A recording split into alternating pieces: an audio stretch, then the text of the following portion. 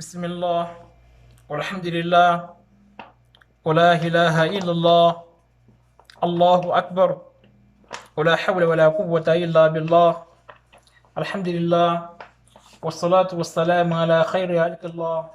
محمد بن عبد الله وآله وصحبه آل الله ọlọ́run wa ba'd adúpẹ́ fún ọlọ́run a ṣe ìkẹ́gẹ́ fún anabi muhammad sallallahu alayhi wa sallam àtàwọn aláìrè àtàwọn sàhábà rẹ̀ àtàwọn tí ń bẹ lórí ojú ọ̀nà rẹ̀ àti gbogbo mùsùlùmí èyí tí ń bẹ láyé àti tí ó sì láyé ọlọ́run bá kẹ́ gbogbo wọn. lẹ́yìn wá gbà náà èyí tá a fẹ́ gbé sọ ní òní òun náà ni ọ̀rọ̀ nípa tó ń pè ní arísìkí ọlọ́run bá balẹ̀kẹ́ ọlá ibi tó nífẹ̀ẹ́ wa dé ó ń fẹ́ kí àwa mùsùlùmí ká ní arísìkí àmọ́ ètò máa jẹ́ sábàbí arísìkí yìí òun náà ní kíyàn ní iṣẹ́ lọ́wọ́ pẹ̀lú gbólóhùn ọlọ́run bá tó ń sọ fún Ànábì Muhammad yìí pé bàdà a'udhu billahi minash shaitani rajim bismillahir rahmanir rahim qul i'malu ìwà Nábì sọ fún wọn àwọn sàhábà rẹ̀ àtàwọn àlùmọ̀ rẹ̀ àti gbogbo àwọn èèyàn pátápátá i'malu ẹwà ṣiṣẹ́ fasayara Allahu amalakum wa rasuluhu èmi Ọlọ́run yín padà rí iṣẹ́ oníkálukú yín tẹ́ ṣe Ànábì Muhammad sallallahu alaihi wasallam yóò padà rí iṣẹ́ tẹ́ tó oníkálukú yín ṣe wal mu'minuna àwọn mùmìnì gangan fún ara wọn padà rí iṣẹ́ tẹ́ ṣe nínú àyà yìí a padà rí pé Ọlọ́run babalikiola ó nífẹ̀ẹ́ wa ó fẹ́ ká níṣẹ́ lọ́wọ́ ó dẹ̀ ṣe pa iṣẹ́ ní pàtàkì fún wa torí òun ló máa jẹ́ ọ̀rọ̀ arísìkí ibi tí ó wá nífẹ̀ẹ́ wa dé ó wá wò pé níbo la ti lè ṣiṣẹ́ yìí ó wá ń padà ń sọ fún wa yìí pé huwa alladhi ja'ala lakumul arda dhalula èmi Ọlọ́run bá ní mo tẹ́ ilẹ̀ pẹrẹsẹ fún yín mo yẹ̀yẹ́ ilẹ̀ fún yín mo sẹ́rọ̀ fún yín famushu fi manakibiha ẹ rìn lórí ilẹ̀ náà ní gbogbo agbede orí ilẹ̀ ẹ rìn bẹ́ẹ̀ wakulu min rizqi ẹ jẹ nínú arísìkí Ọlọ́run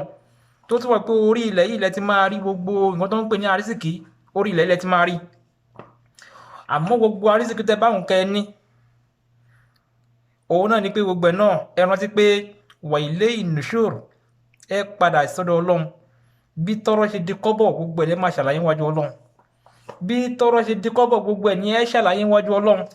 kọ́lọ́n kó ṣàánú wa kọ́lọ́n kó lálùkọ́ àlàázìm Ọlọ́run nífẹ̀ẹ́ wa a máa dúpẹ́ Ọlọ́run pẹ̀lú ìfẹ́ tó ní sí wa Ọlọ́run má yọ á kò nínú orí rẹ má yọ á kò nínú orí rẹ má yẹ kárí bínú Ọlọ́run ọmọ yahlilu alayhi ghadabi faqad hawa ẹni tí bínú Ọlọ́run bá ti sọ̀kalẹ̀ lé lórí onítọ̀hún ti parẹ́ Ọlọ́run má parẹ́ Ọlọ́run má ṣàwọlá al-Qur'an al-azim Ànábì Muhammad sallallahu alayhi wa sallam ó sọ báyìí pé law qamatil qiyamah tí ìgbẹ̀yìn ayé bá dé tí ayé fẹ́ parẹ́ táyé bá tẹ̀wá fẹ́ parẹ́ tó tẹ̀wá fẹ́ parẹ́ wàbíyẹ́dì ahadikum fasila tó wá ń bẹ lọ́wọ́ ẹnìkankan yín lówó tó ń bẹ lọ́wọ́ ẹnìkan nu yín fasila tó ẹtúntún kan nínú igi dàbídùn Ànábì ní falyagrusuha kó ń tọ̀hún yẹn kó gbìn èyí dáhùn sọ ń bẹ̀ ni pé arísìkí yìí èèyàn máa ń ṣiṣẹ́ ni òun ló máa jẹ́ sábàbí fún owó tíyẹn fẹ́ ní àbí nǹkan mi tíyẹn fẹ́ ní dúkìá tí ẹ̀ ń bá wá ṣiṣẹ́ ní kíní máa dé ọwọ́ yàn gbogbo nǹkan táwọn ń pè ní arísìkí àwọn ẹ̀dá máa ń fojú wo arísìkí ibi ìgbà tó yẹ pé owó nìkan náà ń pè ní arísìkí bẹ́ẹ̀ kẹ̀rí arísìkí tá à ń sọ yìí laysa huwa al-mal faqat kì í ṣe òun nìkan lówó kì í ṣe owó nìkan náà ń pè ní arísìkí nǹkan tó ń pè ní arísìkí gangan fúnra ara rẹ̀ kéèyàn ní mọ́nì ní Ọlọ́run arísìkí kan ni kéèyàn nífẹ̀ẹ́ Ànábì Muhammad àtàwọn sàhábì Ànábì Muhammad sallallahu alaihi wasallam arísìkí kan lọ́tọ̀ kéèyàn ní ìmọ̀ al-ilmu kéèyàn ní ìmọ̀ tó yàn fi ń ṣe àǹfààní fáwọn èèyàn arísìkí kan lọ́tọ̀ kéèyàn ní wà dáadáa arísìkí kan lọ́tọ̀ kéèyàn wá níyàwó rẹ̀ subhanallah òun gbogbo làgbà arísìkí bó o ṣiṣẹ́ kó o kọ́lé kó o ní gbogbo nǹkan tẹ́dá ní tí o bá níyàwó rẹ̀ o ò tí ní arísìkí lọ́wọ́ because ad-dunya mata'un nǹkan tó ń pè ní ilé ayé ìgbádùn ni wa khayri mata'i dunya wa khayru mata'i dunya imra'atu salihah kíyàn wá nǹkan tó wá fi ń jẹ́ ìgbádùn jù tó dáa jù nínú ìgbádùn ayé òun ni kíyàn níyàwó rẹ̀ tíyàn bá ti níyàwó rẹ̀ tí yẹ pé ìyàwó bí ní bẹ lọ́wọ́ èèyàn ìyàwó aburú ní bẹ lọ́wọ́ èèyàn tí yẹ pé kò fún yàn nínú ìfọ̀kànbalẹ̀ tí ò fún yàn ní ìgbádùn tí yẹ pé gbogbo ìgbà yóò máa nìyàn lára ni ilé ayé ò tí ì rọrùn àfi kíyàn bẹ lọ́run kọ́ lọ́n ṣe ìrọ̀rùn fún ilé ayé kọ́ lọ́n má fi ìyàwó wa àwọn ìyàwó wa má fi wọ́n dà wá láàmú má ṣe wọ́n ní pàṣán fún wa má ṣe àwọn Al-Qur'an al-Azim. Bẹ́ẹ̀ náà ààyè tó ní kálukú wà lọ́wọ́lọ́wọ́ báyìí ojú ta fi ń rọrùn àti ta fi ń gbọ́ wa arísìkì kan lọ́tọ̀ arísìkì ta wá ń wo ta wá ń sọ yìí gbogbo ẹ̀ kánìdé lóru arísìkì ni kágbáwẹ̀ lọ́sàn-án arísìkì ni gbogbo arrasiku kulli hadhihi al-arzaq wallah ẹni tó wá ń ṣe arísìkì gbogbo arísìkì ta sọ ìtàlẹ́ni tó ń ṣe ọlọ́run ni ọlọ́run kó ṣàánú wa ọlọ́run má gba arísìkì fẹ́ lọ́wọ́ ẹnì kọ̀ọ̀kan wa arísìkí tá wá ń sọ yìí ó ti wà ní kádàrá ọlọ́run ìjọ tó ti bí ẹ̀dá oníkálukú báyìí tó ti ṣe arísìkí tó máa jẹ fún kó tó jáde kúrò láyé tárísìkí bá ṣe wà láyé kò ní jáde kúrò láyé o àfi tárísìkí bá tán náà ló máa jáde kúrò láyé subhanallah ẹ̀gbọ́n ni inú tọ̀kan tó ṣẹlẹ̀ kọjá arákùnrin kan jábọ́ sínú kànga àwọn èèyàn wá kójọ pé wọ́n fẹ́ yọ arákùnrin yẹn fẹ́ yọ wọ́n rí yọ gbà tó wá rí yọ àwọn èèyàn wá ń bí lérè pé kí ni nǹkan tó gbé ẹ dénú kànga tó fi jábọ́ sínú kànga ibi tó ti ń fẹ́ máa bí lérè wọ́n fọwọ́ ba gbogbo tí ó ti fara pa wọ́n fọwọ́ ba gbogbo bẹ̀ ẹni tó gbé wàrà ó gbé fún ó mú wàrà lọ́wọ́ bó ṣe mú wàrà tán ló wá ṣàlàyé pé ìgbà tó ń rìn tó fẹ́ ṣe báyìí ibi tó ti ń ṣàlàyé pé bóun ṣe kó sínú kànga lẹ́sẹ̀ bá tún tẹ ẹsẹ̀ rẹ̀ tàsí bá tún kó sínú kànga lẹ́ again wọ́n yẹ wá jábọ́ sínú kànga lẹ́ẹ̀kejì táwọn èèyàn wá ń wá wọ́n yẹ máa yọ ìgbà tó máa yọ jáde òkú ẹ̀ náà gbé jáde kí ni nǹkan tá a fẹ́ fàyọ́ bẹ́ẹ̀ òun náà ní pé wàrà tí ń bẹ lókè tó lọ jẹ yẹn òun ló kù ná rísìkí ẹ̀ tó kù tó máa jẹ gbẹ̀yìn tí ò bá tí ì mú wàrà wọn kò ní jáde kúrò láyé torí ẹ̀ àrísìkí oníkálukú ọlọ́run ti palẹ̀mọ́ ọlọ́run ti pèsè gbogbo ẹ̀ èyí tá máa jẹ tá máa fi jáde kúrò láyé ó ti wà nínú kádàrá ọlọ́run á sì jẹ́ ká tó jáde kúrò láyé kọlọ́ndà kó má fi àrísìkí wa kó má fi sí ọ̀nà tó há ìjẹ̀mú wa kọlọ́ má fi sí ọ̀nà tó le kọlọ́ má ṣàwọlá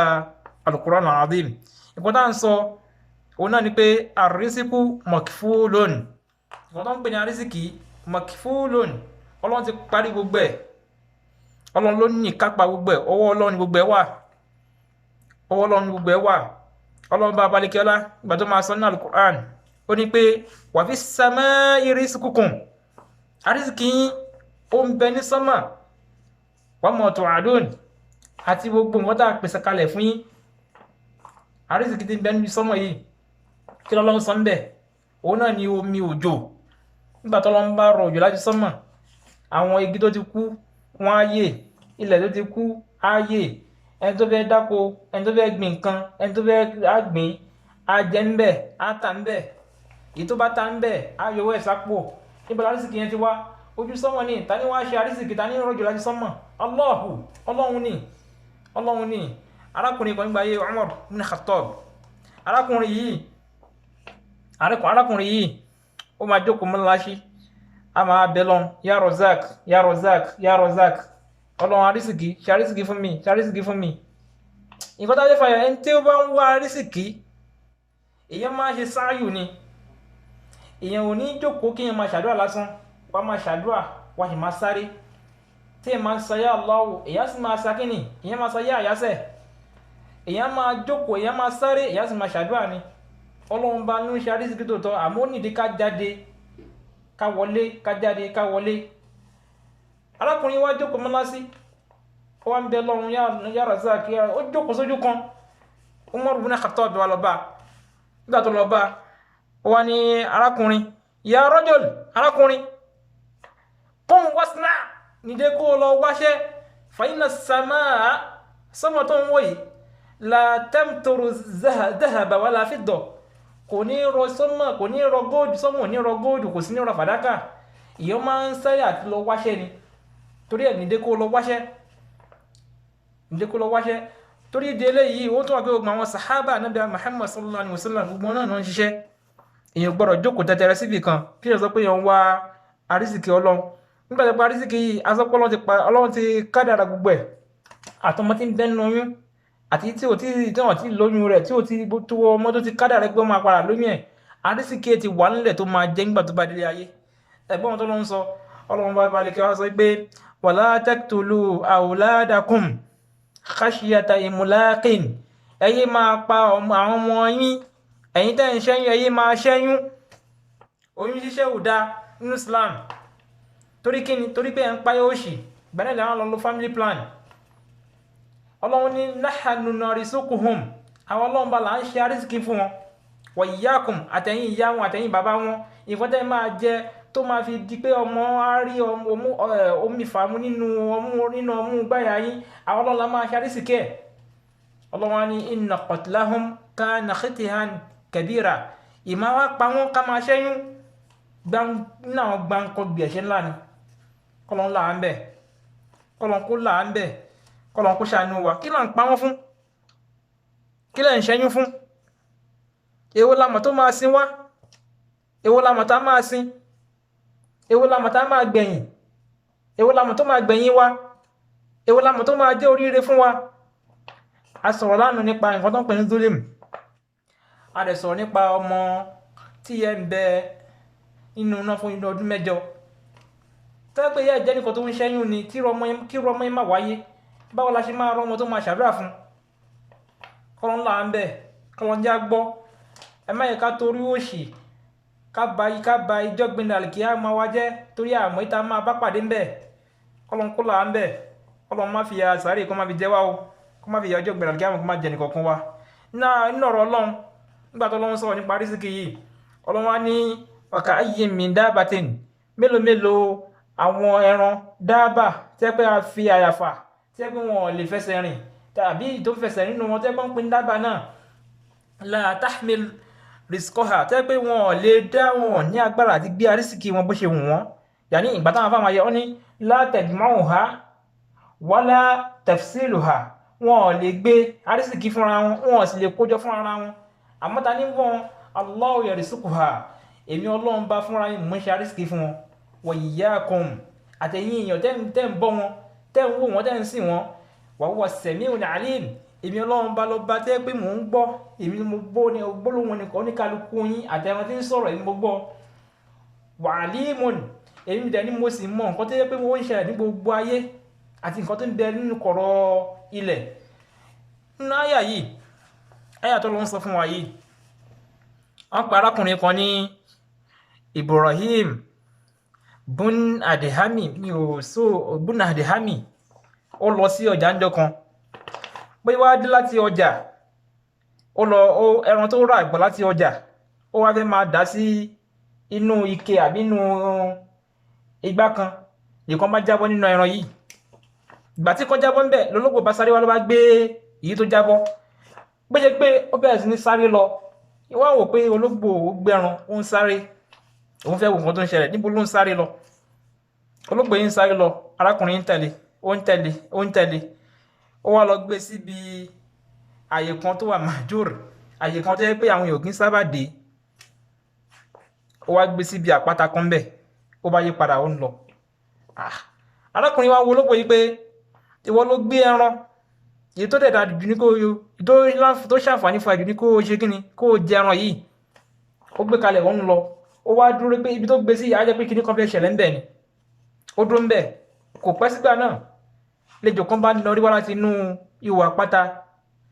Ejò yìí afọ́jú ni, kò ríran, ló bá fi ẹnu ṣe báyìí, bó ṣe gbé ẹran nìyẹn ló wá gbé wọnú ihò padà, ló bá bẹ̀rẹ̀ sí ní jẹ. Lárákùnrin bá parí pé Allahu Akbar, Allahu Akbar, Sadaqallahul Azim, pé ó mà ṣe o, bí tóbi wọ́ Ọlọ́run bá o, ọ̀rọ̀ rẹ Ọlọ́run, ọ̀rọ̀ tẹ́ pé ó jẹ́ ọ̀rọ̀ òdodo ni. Àṣé òdodo tẹ̀ ní ọ̀rọ̀ Ọlọ́run, tẹ́ pé gbogbo àti ọ̀tá ológbò, ọ̀tá ejò ni, ejò ọ̀tá ológbò ni ọ̀tá wọn ń gbé arísìkí fún ọ̀tá rẹ̀ pẹ̀lú sábàbí wọn Ọlọ́run tó yẹ kó ti kádàrà torí ẹ̀ kádàrà oníkálukú sábàbí oníkálukú àti arísìkí oníkálukú gbogbo ẹ̀ ó ti ń bẹ nínú ọwọ́ Ọlọ́run a gbọ́dọ̀ wá sáré ju ìgbésí ayé wa lọ èyí tó máa kàn wá Ọlọ́run ti mọ̀ èyí tó máa jẹ́ tiwa ó ti wà ní kádàrà Ọlọ́run tá bá ní ká sáré ju bá ṣe fẹ́ lọ Ọlọ́run yóò dẹ̀ dáadáa bùkátà wa àwọn ètò dáa jù ní pé kéèyàn máa sáré àṣìṣe pé bí àwọn ni Ọlọ́run ò ṣe ní bí mí léèrè èyí tó máa báwo Ọlọ́run ò ṣe ní bí mí léèrè èyí tí mo jẹ tí ò dájọ́ gbé ní àlìkíyámọ̀ kéèyàn dẹ̀ bẹ́ lọ́run pé Ọlọ́run ọ̀nà halali ni kó gbà ṣe arísìkí mi fún mi torí gbogbo arísìkí tá a bá jẹ lọ́nà haram tó bá dàgbà sí wa lára tó bá yẹ pé a kírun agbàwẹ̀ ayàn zaka alọ́hájì gbogbo iṣẹ́ olóore pátá la ṣe àti mọ̀ pé ọmọ àlìjẹ́nnà ni wá àmọ́ bí tí haram ti dàgbà sára ayàn yẹn kí èèyàn tó wọnú àlìjẹ́nnà iná ni ọkọ̀ máa fi yọ haram yẹn o kọ́lọ́ máa ṣe wá lọ́mọ náà kọ́lọ́ ń ṣe arísìkí rọrùn kọ́lọ́ ń ṣe fún wa kọ́lọ́ máa ṣe àwọn aládùúgbò alazim gbogbo yìí tí a fẹ́ ní ti dáadáa Ọlọ́run dàgbà ṣe fún Ọlọ́run èkó tí yìí tí a fẹ́ Ọlọ́run lè jìnnà sí Ọlọ́run Ọlọ́run má fi lé ayé wa má fi ní wọn lára Ọlọ́run ọ̀ndàkùn gbogbo ẹni tẹ́bí ń pa Ọlọ́run bá wa bọ́ wọn Ọlọ́run àwọn tó dẹ̀ ti yó náà ọ̀ndàkùn jẹ́ wọ́n lè dúpẹ́ wọ́ fún Ọlọ́run ọ̀ndàkùn má ṣe àwọn aládùúgbò alazim hada wa sallallahu ala muhammadin wa ala ahli wa sahbi ajma'in assalamu alaikum.